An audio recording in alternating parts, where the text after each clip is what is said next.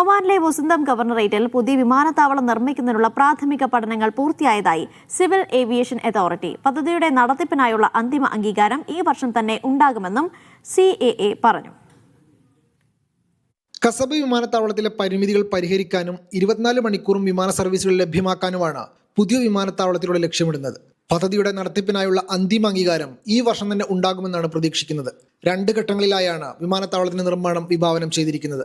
ആദ്യഘട്ടത്തിൽ പ്രതിവർഷം 2.5 ലക്ഷം യാത്രക്കാരെ ഉൾക്കൊള്ളാൻ ശേഷിയുള്ള terminal, air traffic control tower, 2520 metre നീളമുള്ള റൺവേ എന്നിവ സജ്ജമാക്കും. രണ്ടാം ഘട്ടത്തിൽ റൺവേയുടെ നീളം 3300 മീറ്ററായി വർദ്ധിപ്പിക്കും. കൂടാതെ വിമാനത്താവളത്തെ പ്രധാന നഗരങ്ങളുമായി ബന്ധിപ്പിക്കുന്ന 7 കിലോമീറ്റർ നീളമുള്ള പുതിയ റോഡും പദ്ധതിയുടെ ഭാഗമായി നിർമ്മിക്കുന്നുണ്ട്. വിനോദസഞ്ചാര മേഖലയ്ക്കും ചരക്ക് നീക്കത്തിനും വലിയ കരുത്തേകുന്ന ഈ വിമാനത്താവളം വസന്തത്തിന്റെ സാമ്പത്തിക വളർച്ചയിൽ നിർണായക പങ്ക് വഹിക്കും. Media 1, Muscat.